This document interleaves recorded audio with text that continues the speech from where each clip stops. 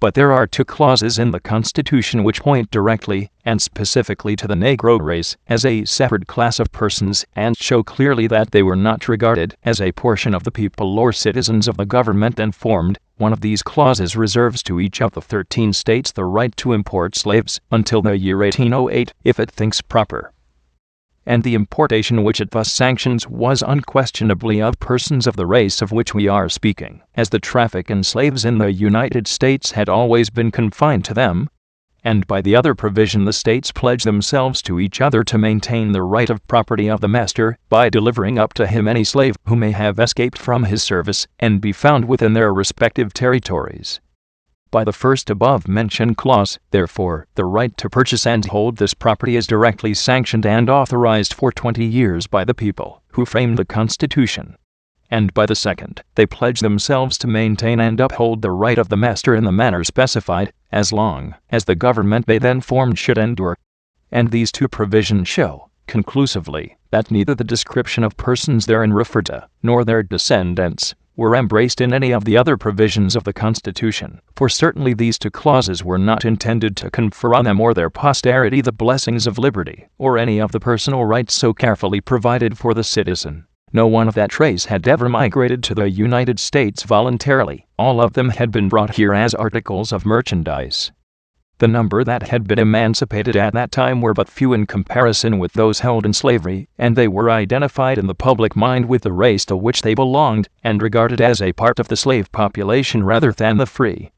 It is obvious that they were not even in the minds of the framers of the Constitution, when they were conferring special rights and privileges upon the citizens of a state in every other part of the Union. Indeed, when we look to the condition of this race in the several states at the time, it is impossible to believe that these rights and privileges were intended to be extended to them. It is very true that in that portion of the Union, where the labor of the Negro race was found to be unsuited to the climate and unprofitable to the master, but few slaves were held at the time of the Declaration of Independence, and when the Constitution was adopted, it had entirely worn out in one of them, and measures had been taken for its gradual abolition in several others.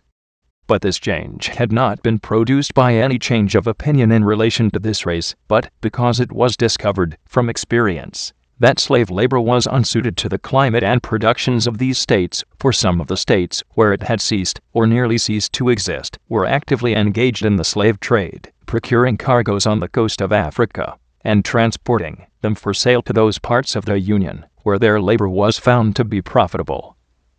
and suited to the climate and productions, and this traffic was openly carried on, and fortunes accumulated by it, without reproach from the people of the states where they resided.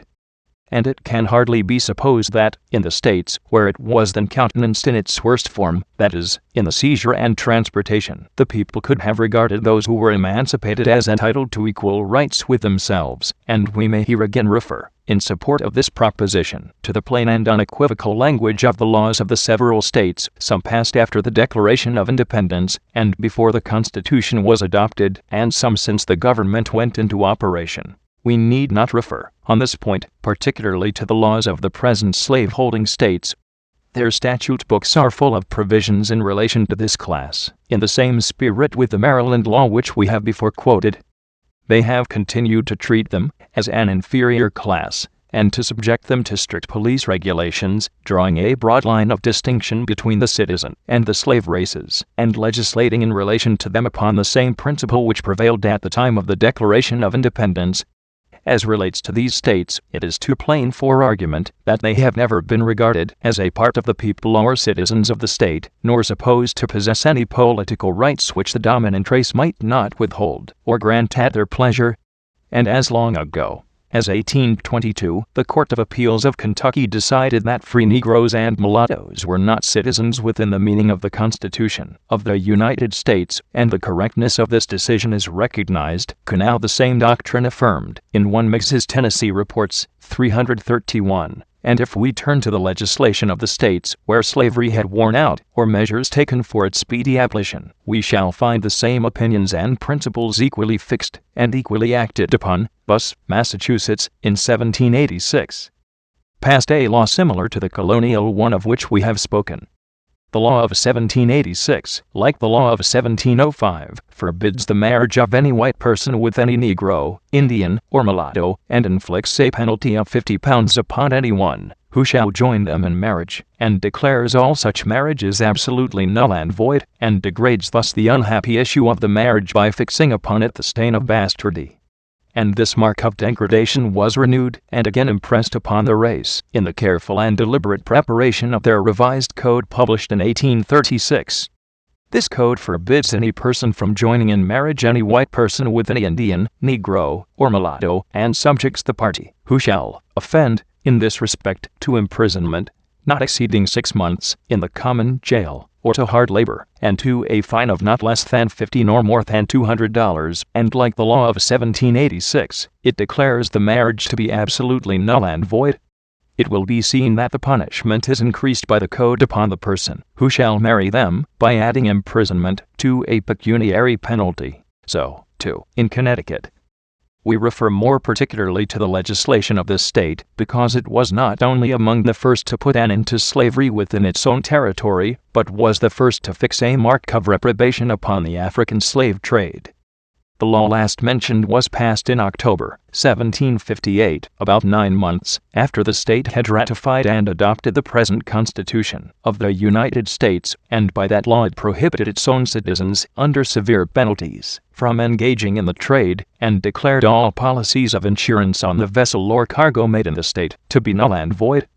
But up to the time of the adoption of the Constitution, there is nothing in the legislation of the state indicating any change of opinion as to the relative rights and position of the white and black races in this country, or indicating that it meant to place the latter, when free, upon a level with its citizens.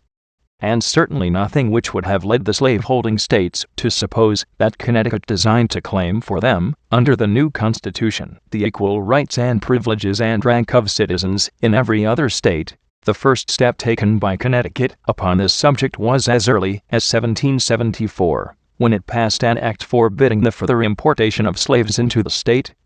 But the section containing the prohibition is introduced by the following preamble, and whereas the increase of slaves in this state is injurious to the poor and inconvenient, this recital would appear to have been carefully introduced in order to prevent any misunderstanding of the motive which induced the legislature to pass the law, and places it distinctly upon the interest and convenience of the white population, excluding the inference that it might have been intended in any degree for the benefit of the other. And in the Act of 1784, by which the issue of slaves, born after the time therein mentioned, were to be free at a certain age, the section is again introduced by a preamble assigning a similar motive for the act. It is in these words: whereas sound policy requires that the abolition of slavery should be effected as soon as may be consistent with the rights of individuals and the public safety and welfare, showing that the right of property in the master was to be protected, and that the measure was one of policy, and to prevent the injury and inconvenience to the whites of a slave population in the state, and still further pursuing its legislation, we find that in the same statute passed in 1774, which prohibited the further importation of slaves into the state, there is also a provision by which any Negro, Indian, or mulatto servant, who was found wandering out of the town or place to which he belonged, without a written pass such as is therein described, was made liable to be seized by any one, and taken before the next authority, to be examined and delivered up to his master, who was required to pay the charge which had accrued thereby. And a subsequent section of the same law provides that if any free Negro shall travel without such pass, and shall be stopped, seized, or taken up, he shall pay all charges arising thereby.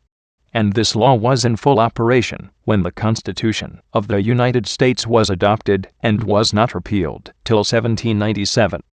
So that up to that time free Negroes and mulattoes were associated with servants and slaves in the police regulations established by the laws of the state,